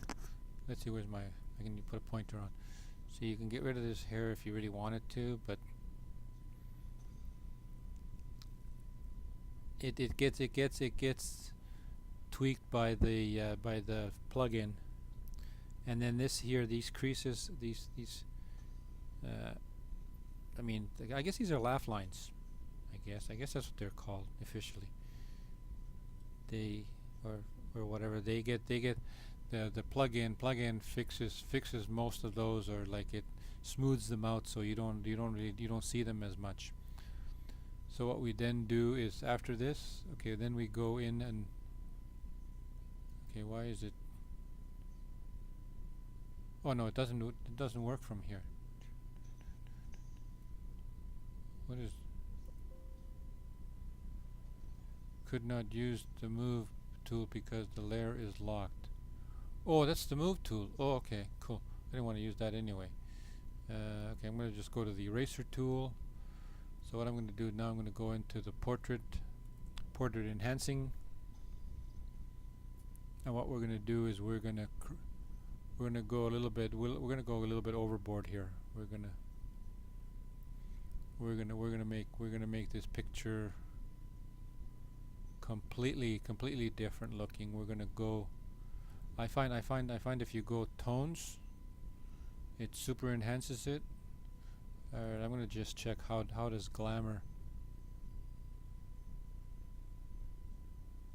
makes it too dark in my opinion. So I mean, I guess you could. Okay, so I'm going to go enhanced tones.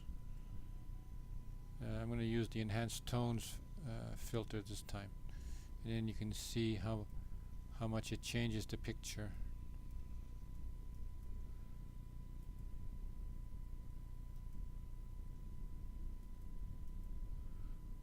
Look at and then bring it back into Photoshop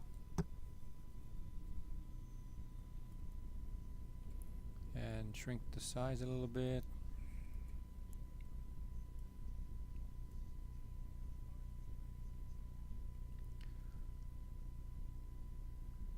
And then we can look at the, okay, so the program's already created a mask for us. So pretty much all the work has been done. I mean, if we really wanted to, we could go in and remove the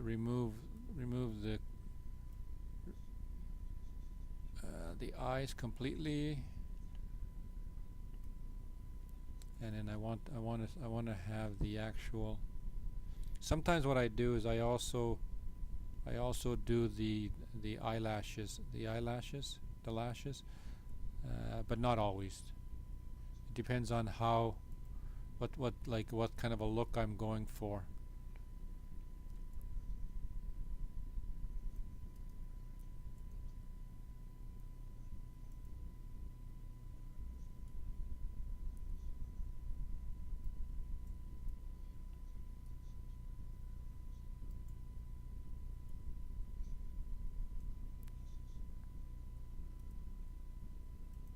And then I do the lips.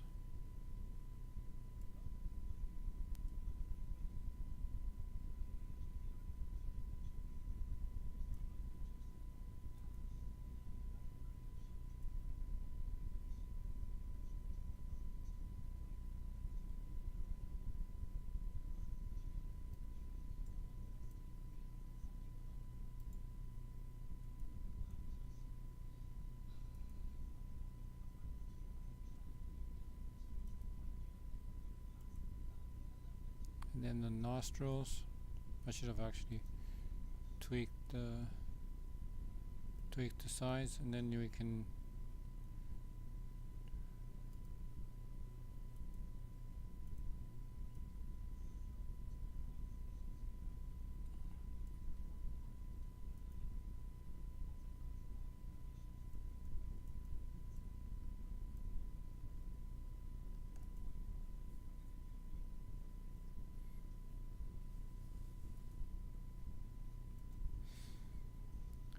check how the hair is. Sometimes the plugin doesn't. I mean, it's done. It's done a fairly decent job. And then you can also do the eyebrows if you want to do the eyebrows separately. And then what we gotta do is we gotta create a duplicate layer for the sharpen,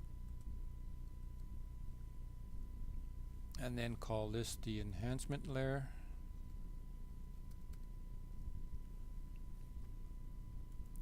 And then we need to create a high pass filter. We'll just use 5 as the parameter. There you can see now I can tweak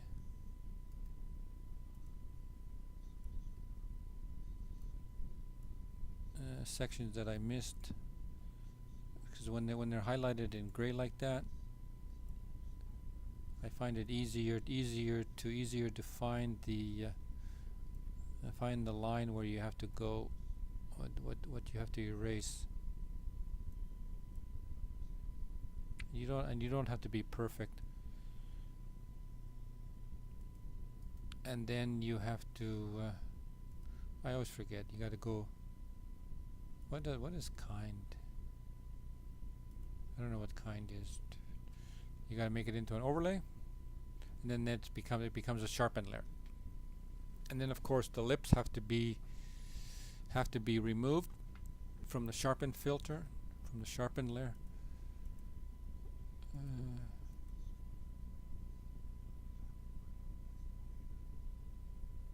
Because you don't want to sharpen you don't want to sharpen the lips. At least I don't. I don't know, maybe actually, no, it might not. I don't know, does it? I find the lips are nicer when they're not sharpened. So what I do is I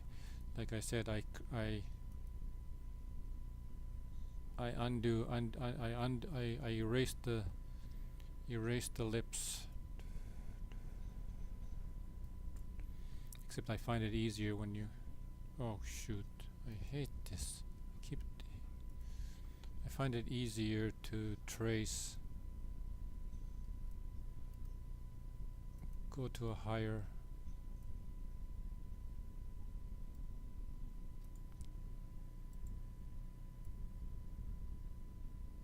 at the higher size.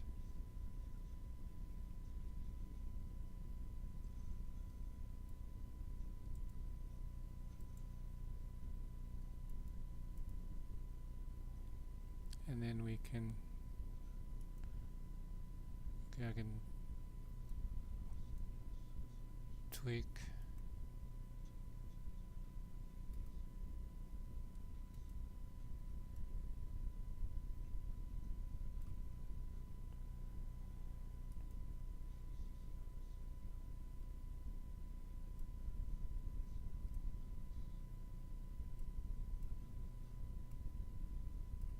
No idea if that's correct or not, but I think, and then you can see that when you remove the sharpened layer, it doesn't affect the lips at all.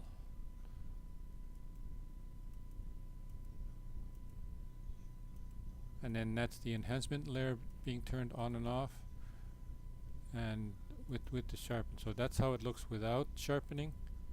Then you sharpen it.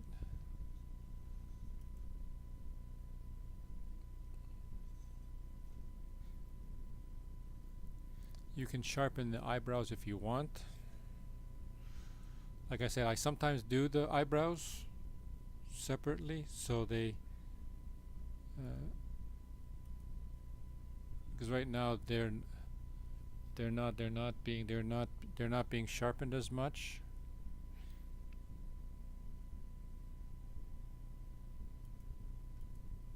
So that's basically this particular portrait. You can go in, and if you want to, you can remove these extra hairs on the backdrop here if you want. Like I said, I usually don't do stuff like that, unless of course somebody wants it like that. But and then we just basically close and save 577, and then we go back into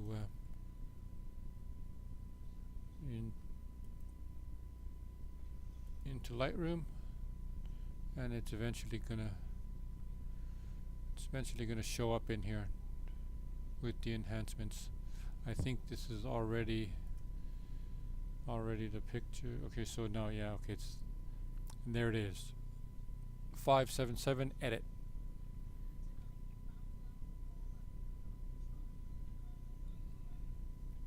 And the original picture was there,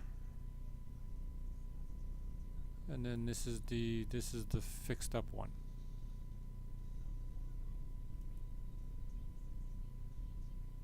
Unedit it, edit it.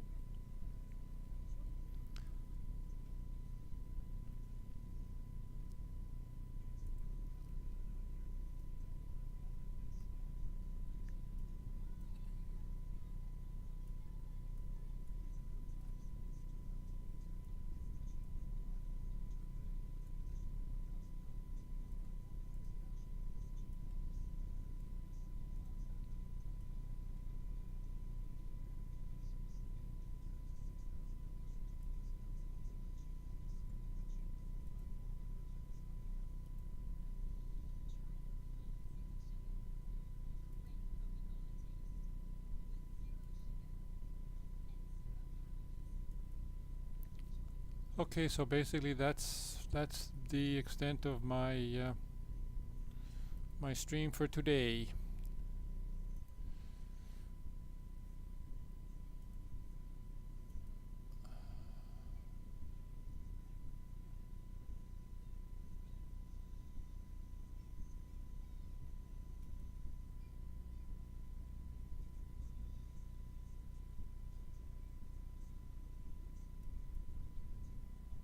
So I'm going to just see. I don't know where I should